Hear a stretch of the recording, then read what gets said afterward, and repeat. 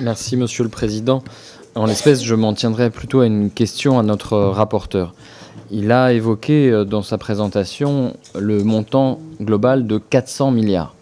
Évidemment, ce chiffre va être au cœur de nos discussions. Il a déjà été en réalité abordé par beaucoup de nos collègues. Est-ce qu'il faut entendre 400 milliards ou 413 milliards Quelle est la conclusion de votre travail? Est-ce que vous aboutissez, vous, à la conviction qu'il y a 400 milliards dans cette LPM ou qu'il y a 413 milliards dans cette LPM?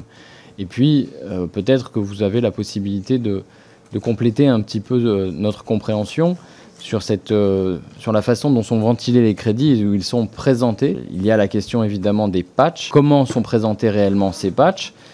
Qu'est-ce que vous avez pu en comprendre? Est-ce que, par exemple, il n'y a pas des cas où ces patchs comptent 2 fois les mêmes dépenses, par exemple dans le domaine cyber ou spatial? Est-ce qu'il y a des recoupements? Merci, Monsieur le Président. Après cet intermède vexillaire, nous allons rentrer dans le dur avec nos amendements. Une question simple. Pourquoi interrompre la LPM en cours? On peut se la poser puisque s'il y avait un bouleversement total de la situation géopolitique, si la guerre en Ukraine exigeait qu'on prenne des mesures d'urgence, alors elle exigeait aussi sans doute qu'on travaille à un livre blanc, qu'on repense le modèle de fond en comble.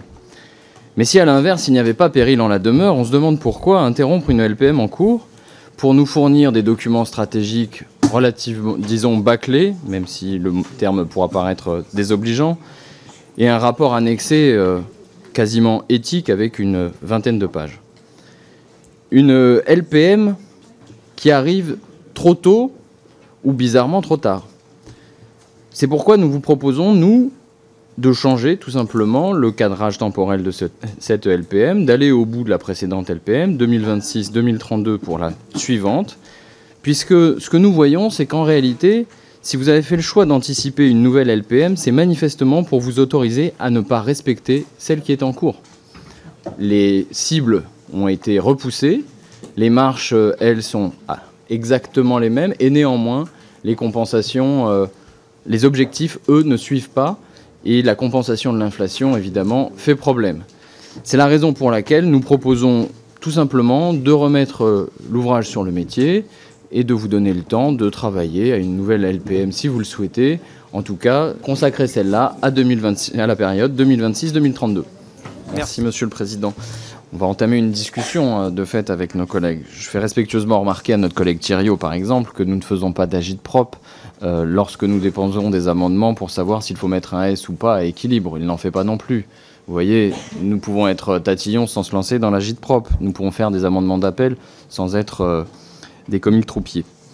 En revanche, il faut répondre. Il faut répondre à la question de cette nécessité de la LPM et de la question d'urgence. Il n'y a pas d'urgence, vous l'avez manifesté.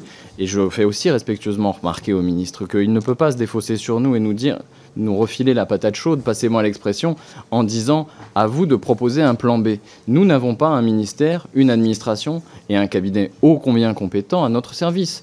Il faut être humble. Nous sommes des gens humbles et sérieux. Nous proposons les linéaments d'un grand projet, des grands principes. Effectivement, sur certains points, nous ne nous entendrons pas. Mais il n'est pas sérieux et il n'est pas très respectueux de prétendre que nous devions aujourd'hui vous présenter un plan strict alternatif chiffré comme vous êtes dans l'obligation de le faire.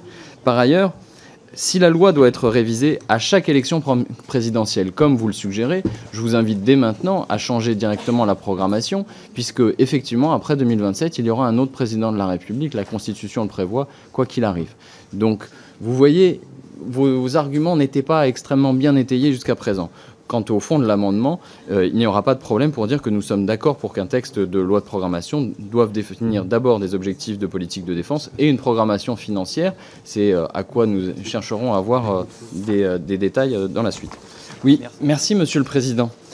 Je crains qu'on n'avance pas si nos collègues, soit rapporteurs, soit de la majorité, s'obstinent à la tautologie. Le compte y est, donc le compte y est. On n'avancera pas non plus.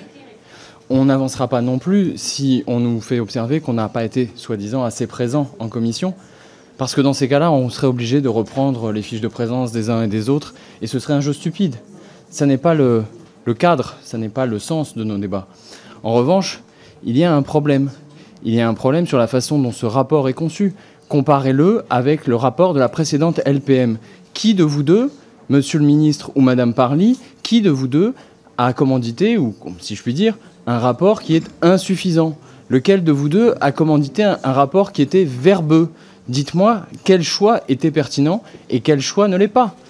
Dites-nous pourquoi, dans la ventilation des crédits, aujourd'hui, on a pu apprendre que la ventilation des crédits par patch, comme vous avez essayé de l'imposer d'une manière un peu de communicant, j'ai envie de dire, dites-nous pourquoi certains de ces patchs comptent 2 fois les mêmes dépenses. Si c'était explicite dans le rapport, je pourrais dire avec ma collègue, nous sommes suffisamment éclairés.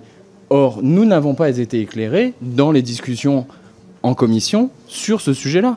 Et il a fallu se déplacer au ministère pour entendre cette vérité que certains de ces patchs comptaient 2 fois les mêmes dépenses. Merci, Monsieur le Président. Juste une réponse à notre collègue Genté. Bien sûr que nous fréquentons tous des militaires. Bien sûr que nous en rencontrons tous.